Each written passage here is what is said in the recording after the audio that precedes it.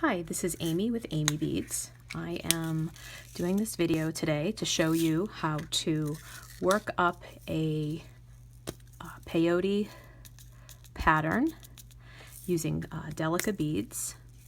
Delica beads are very uniform in shape and size, and they are fantastic for working up peyote patterns. This is going to be the peyote pattern we're working up today. The first thing you'll want to do is collect all of your materials. Again, like I said, I use Delica beads. I picked a shiny finish because they are a lot easier to work up. The thread just runs right through them, whereas a matte finish, sometimes the thread gets stuck. For thread, you can use a different, any kind you like. This is Nemo thread, or Nimo, I'm not sure how you want to pronounce it, and I use size D. I'm going to use a gold color today, just so you can see the thread going in and out easily, although I do recommend using a thread that matches the major color in your beadwork. Fireline is another popular beading material. You can use this. It is a fantastic thread. It doesn't break very easily or tangle or anything like that. The really only downside to it is it only comes in two colors, either crystal or smoke. But you can see the crystal is very difficult to see, so if you want to hide your thread in your beadwork, it is a good choice. So I've got my beads and my thread, some sharp scissors, and a beading needle. This was a little bit old. I've been using it for a while, that's why it is bent. But it is a size 12 tulip beading needle. You can also use the John James English beading needles. A size 10 or a size 11 or a 12 will go through the holes many times, and that's what you want. Also, when using the Nimo thread, I do like to use a thread conditioner. This is Thread Heaven. It helps keep the thread from fraying, and it also helps the thread go through the beads many times. You can also use beeswax. So you're just going to take a length of thread that is comfortable for you to use. I start with usually about 4 feet. And then you're going to give it a nice sharp clip, and then just run it through the thread conditioner. Like that.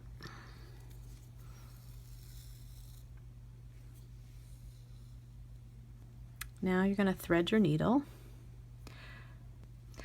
You're also going to want to use a stop bead when you are starting up a peyote strip. What a stop bead does is it keeps your beadwork in place, so when you start the peyote strip, the beads don't fall off the other end. So usually I just take an off color of a bead and you go ahead and string it. And then what you're going to do is you're just going to pull your thread down until you are close to the end. I usually leave about maybe 6 inches.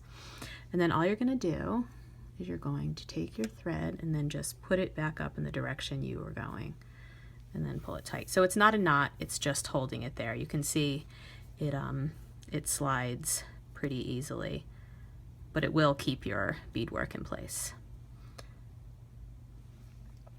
So now we're going to get the pattern. You can either work up the pattern with just the beads showing, or some people like to use a pattern that has the letters that correspond with the beads, and that's what we're going to use for today's tutorial. Now, the way that these patterns work is this is row 1 right here, and then you go up a tiny bit, like half a bead, and that's the second row, and that's the third row, and so on and so forth. The only tricky part usually for peyote is just starting the strip. So the way I like to work it up is I usually like to work from the bottom up, and I start, you start by stringing the first 2 rows. So what we're going to do is we're going to string the second and the first row, and I'm going to start here where this arrow is. So I'm going to string 2 A's, 3 D's, and 4 A's.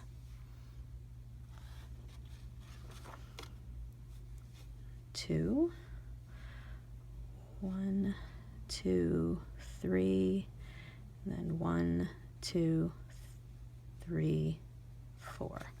Then you're going to slide those down to your stop bead. Okay. And then one thing I like to do is I like to mark off the pattern once I'm done stringing a row. So here's my pattern, and I like to use pencil in case I make a mistake. I can go back and erase what I've already done if I need to. So 1, 2, 1, 2, 3, 1, 2, 3. Oh, I made a mistake. So I only strung 4 A's here. I need to string one more, a 5th A. So I'm going to do that, slide that down to the other beads. So there we go. So now I have all of my stringing for the first 2 rows. Now this is going to be the tricky part, and it just takes practice, and once you get used to it, you will be an expert at it as well. So the next row I'm going to string is the 3rd row. So I just worked from left to right, and now I'm going to work from right to left because that's where my my thread is on the right side. So I took my thread all the way here. Now I need to turn it around and bring it back that way. So first I'm gonna string an A, then I'm gonna put my needle into this A. Then I'm gonna string a B, and I'm gonna put my needle into this A. Then I'm gonna string an A, and I'm going to put my needle into this D. Then I'm going to string an E, and I'm going to put my needle and thread into this D. Then I'm going to string an A, and then I will have come out that final A and be ready for the next row. So let's go ahead and do that. Oops.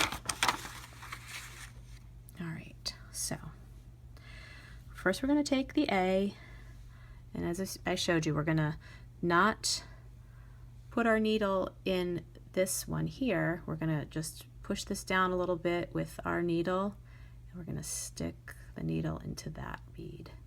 And then we're going to pull our needle and thread like that. And then we want to manipulate it so that that bead sits right on top of the bead from the first row, as you see them sitting on top of each other right here. Okay, and this does get a little wonky when you first start out, so I like to just try to grip it between my thumb and forefinger. So next up is the B bead. It's the color green. We're going to take the B bead, and we are going to skip the next bead and go to the bead after that. We're going to string that one in.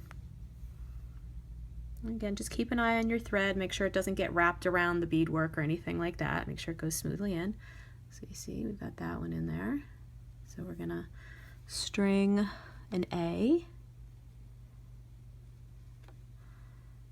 And we're going to skip this bead and put our thread and needle into this bead, just like it shows on the chart. There it goes.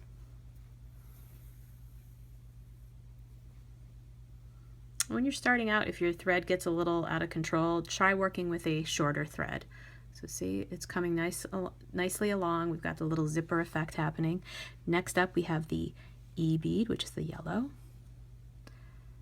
Oops, popped out there. And that little note about tension. Tension refers to how tightly you're pulling your thread. And in this case, you're going to have to just get a feel for it. You don't want it so tight that you can't manipulate your beadwork anymore, but you don't want it so loose that it's wonky and it's not forming up nicely like it's supposed to. So finally, we're going to take that last A, and we're going to put it in there. So there's our stop bead. We don't want to put the needle in the stop bead, so we can push this down and go there. So to see, you want it just to go right through there, not through the stop bead, and then pull that. Okay, so now this is nice. This is nice. It's a good tension. If you need to push the stop bead further up, if your beads are loose on the other end, just use your your fingers to push that up nice and snug against there. So now you've got this row ready to go. So now we are ready to start this row. So now we went from right to left. Now we're going to go from left to right again. So we're going to string an A and put it in that A. We're going to string a D, put it in the E. We're going to string another D and put it through that next A. We're going to string an A, put it through that B. We're going to string an A and put it through that last A. And you'll see, as you see from your beadwork, it's nice and you see exactly all the beads now are lifted right up, and that's where you're supposed to put your strung beads through. And another trick, just to if you're having a hard time following the pattern, is I like to put an arrow where I start or where my stop bead is. Sometimes I actually just draw the little stop bead there and be like, oh, there's where my stop bead is. So if I get confused about which side I'm working, I can lift it up and see where my stop bead is and know that I need to orient my work like this. So now you're just going to continue working the pattern left to right, and see how that works up. To our pattern.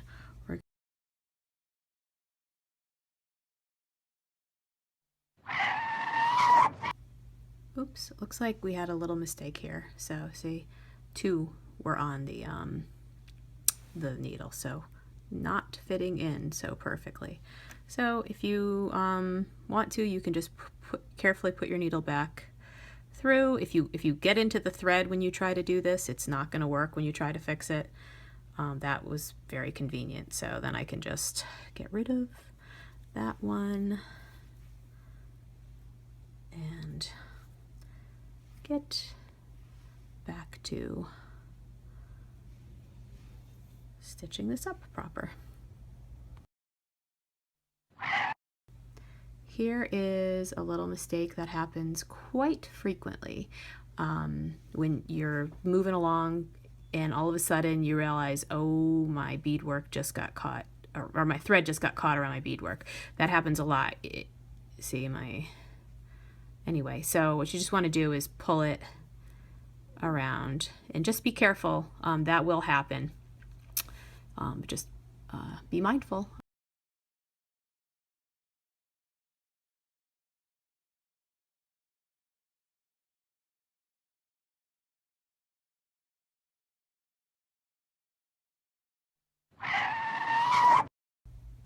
Okay, now that I've been turning my work over back and forth, left to right, you can see as I've got this thread coming up into my beadwork and it's getting a little twisted and tangly. So this will knot up periodically. So just as you see this happening, make sure you untwist it, gently guide it through. See, it's still twisting up pretty good.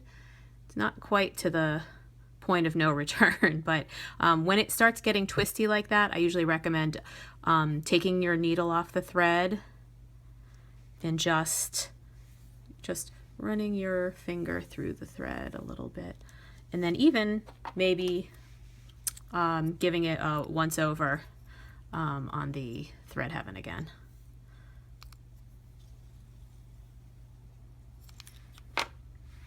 So now it's nice and smooth and going straight.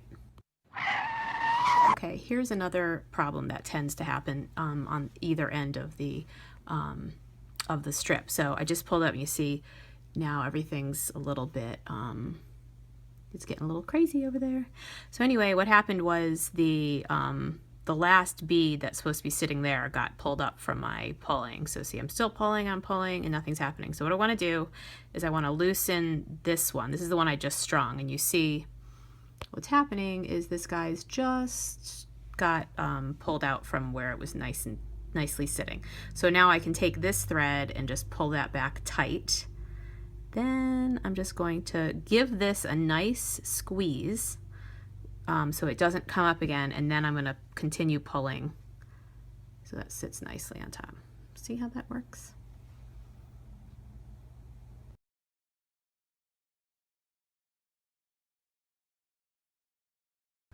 Okay, so that is this entire pattern. Oops, I can't fit the whole pattern in there. There we go. Worked up. So you can see if you were to continue on this pattern, so you could take this pattern and just keep going until it's about 7 inches or however long you need for it to be you'll have a bracelet. But this is just a basic tutorial just to show you how to work up a pattern. Another quick thing I'd like to show you is finishing and ending a thread. I don't particularly care to put knots in my thread. I think in my work, I think it looks a little bit untidy. So what I like to do is just work my thread zigzagging back into the work. It is, the delica holes are huge. So you can see, if you look just right in there, you can barely even see, like, the thread is there and there's still plenty of room in the holes to continue putting the thread through. So what I just like to do is wherever I just came out of on the thread, I like to just go one down and then just work your needle through and go zigzagging a few times. So I'll go there and then I'll maybe do that. You have to be cautious with this method if you have transparent beads, because then you will see the zigzag work. So once I've zigzagged through a few times,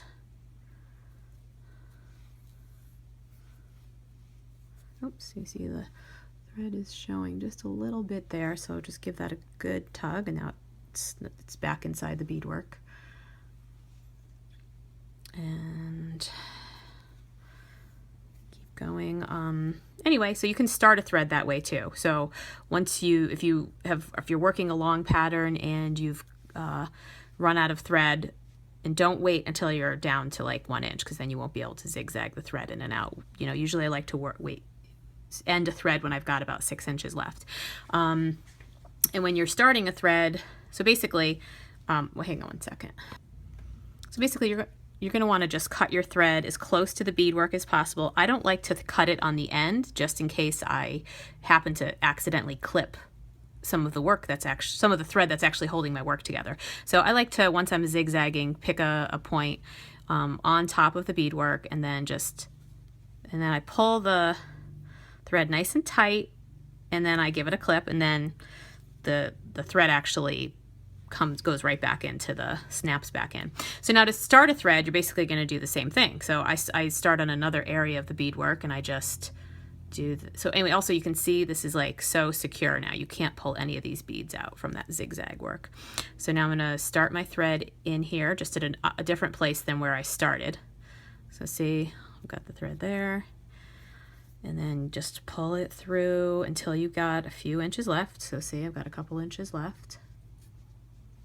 And now I'm going to take this thread, and I don't have to do a lot of zigzagging. Oh, I ended up over here. Then I'm just going to follow this path through. And you want to start, you want to make sure your thread is coming out of a spot you just ended before you carry on. So again, now this is nice and secure in the beadwork, and I can get started, and it's not loose, and I didn't create any knots, so I don't have any lumpy areas or nothing lumpy on the ends. So, and then here I'm going to again pull this really tight and let it go. So you can see there's no sign of the end of the beadwork or the new thread. So that basically concludes how to read a pattern and work that up with a small stitch. I did want to show you a few things. Once you learn this stitch well, it is an incredibly versatile stitch, and you can do all sorts of things with it. So like these little beads here are made with peyote. They are just little peyote strips rolled together to make a bead. So you do a bunch of those and you have a lot of really interesting beads. This is a peyote stitch with a little picot edging, and then another peyote stitch on top, layered on top. This is circular peyote. This is circular peyote also. And then this is just varying sizes of beads, and then once you learn how to increase the circular peyote, you can start doing like some really neat 3D effects.